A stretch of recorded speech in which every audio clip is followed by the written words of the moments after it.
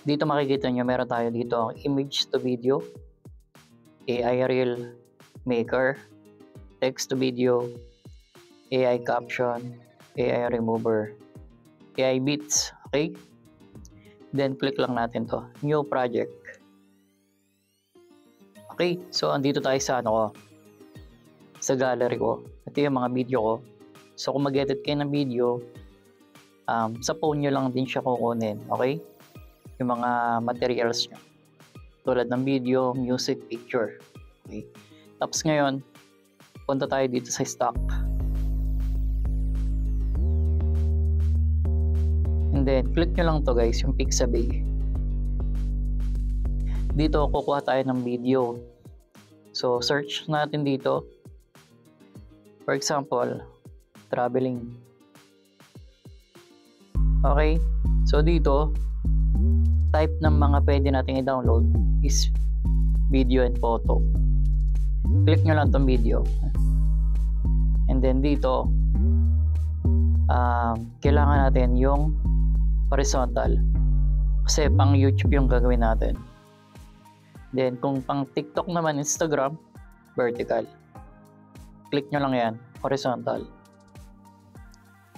Ngayon, kumuha ko dito na 3 video.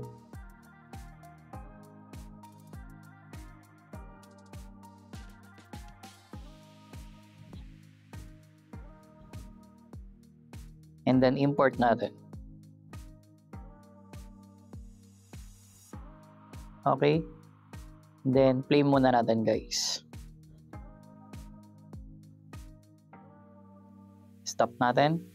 Dito may makikita tayong trim, audio, text, sticker, and then ito yung EIF, effect, filter, adjust, scale, background.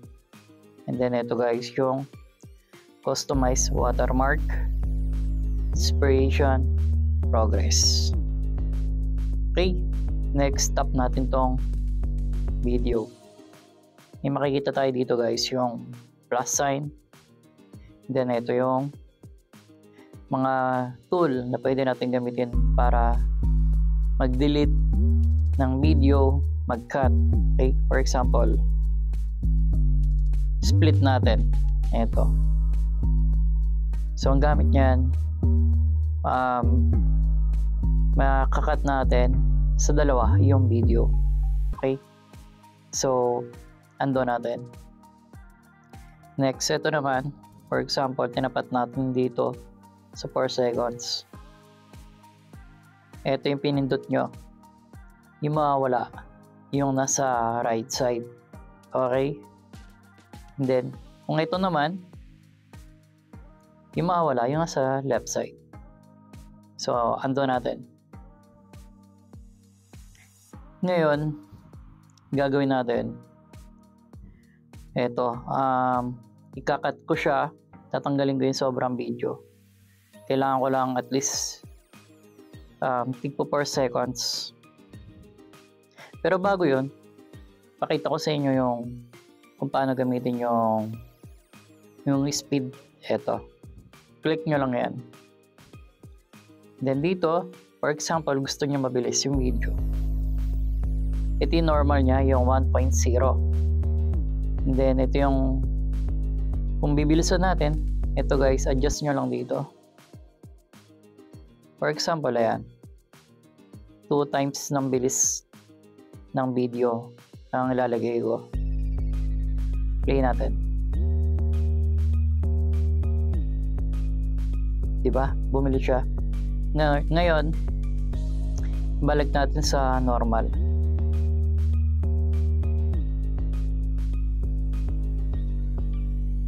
Okay. So, okay na tayo doon kung paano mag-cut, paano mag-delete ng video, paano mag-speed ng video.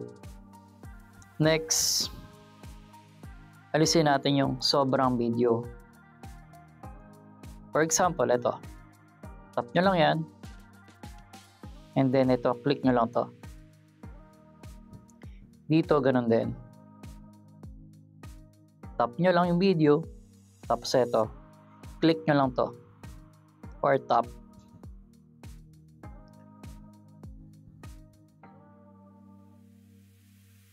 Okay, play natin.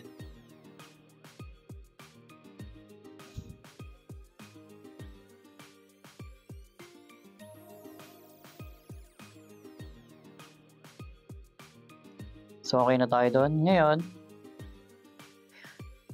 paano ba maglagay ng transition? So ganito lang. Nakikita nyo to in dalawang video. Hold nyo lang to. Yung nasa pagitan ng dalawang video. And then lalabas to yung transition. Pwede kayo mamili dito. Okay, for example, eto, dissolve. Check nyo lang. Play natin. Diba? Maganda yung pasok ng isang video dahil dito sa transition. Okay? Ngayon, ito lalagyan din natin to. Try natin to fade. Play natin. Okay. So, goods na tayo sa transition. Ngayon, maglalagay tayo ng titles. Click natin tong text. And then, click natin tong add. For example, traveling. Ayan. Check nyo lang. And then, kung gusto nyo palitan ng font, click nyo lang to ulit. Ito guys, click nyo lang to font or yung top yung font. Dito makakapili kayo ng font na gusto nyo.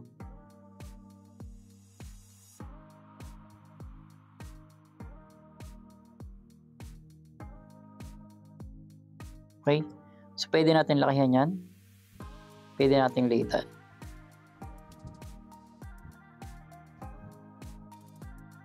And then, pwede rin natin siya lagyan ng animation. Yan, dito pwede kayo mamili guys. Explore nyo lang. And then, sagad natin sa 3 seconds.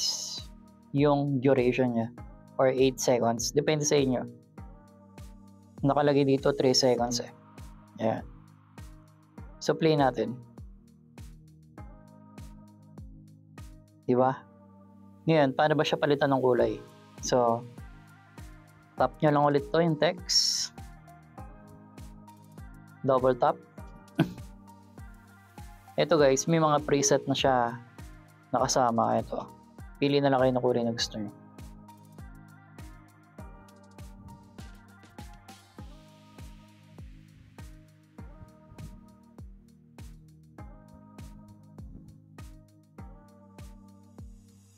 Ayan.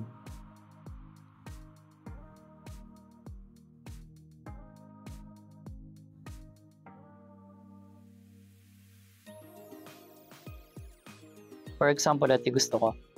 So, play natin. Diba? So, may kulay na siya. So, next, ang kailangan naman natin gawin is paano ba maglagay ng audio or yung background music. Ganito lang. Tap ko lang to guys. Eto. Pindutin nyo to guys, yung audio.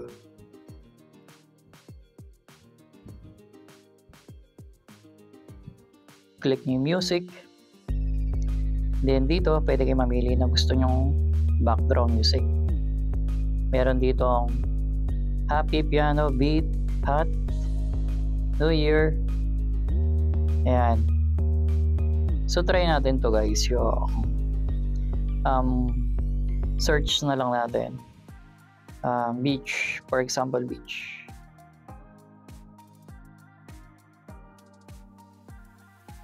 Play natin.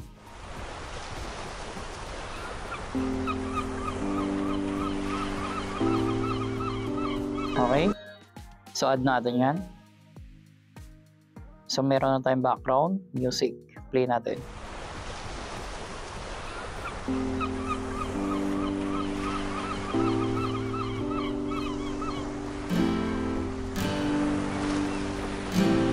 Okay? Ngayon, paano ba hinaan yung background music? So, ganito lang. Tap nyo lang ito.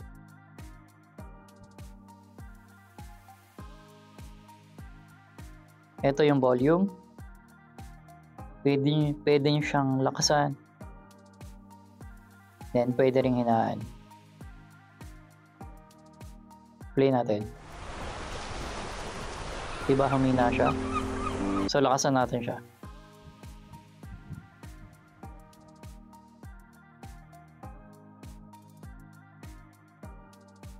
Play natin.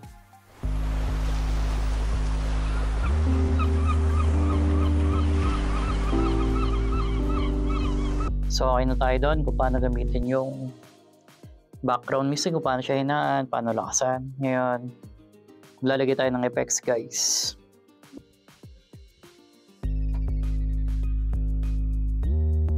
So, tap lang natin to. Dito, hanapin natin yung effects. Ito. For example, cinematic. Try natin to. Ayan. So, tap nyo lang yan or piliin nyo lang to. Ayan, guys. Nagmukhang cinematic na siya. Play natin. Diba? Adjust natin to para pantay.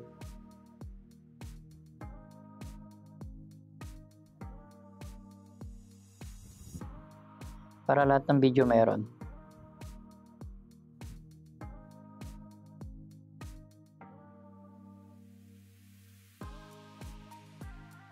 Okay, so play natin. Diba? Mas maganda yung video natin ngayon dahil dun sa effects na yun.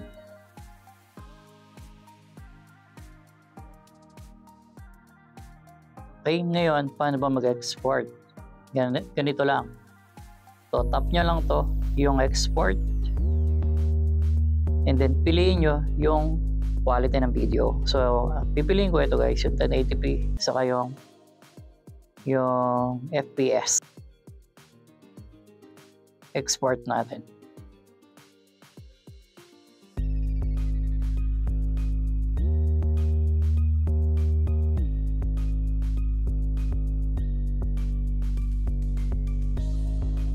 Okay, so goods na. Close natin to. Then minimize natin siya, guys. Hanapin natin yung video na nagawa natin. Ayan to. So ito siya. Play natin.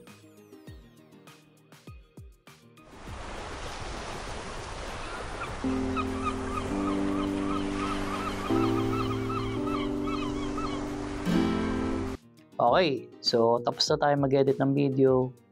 Naituro ko na kung paano gamitin yung Filmora mobile app. So ganun lang, gamitin yung Filmora. So kung meron kayong gustong itanong, guys, comment nyo na lang sa ibaba.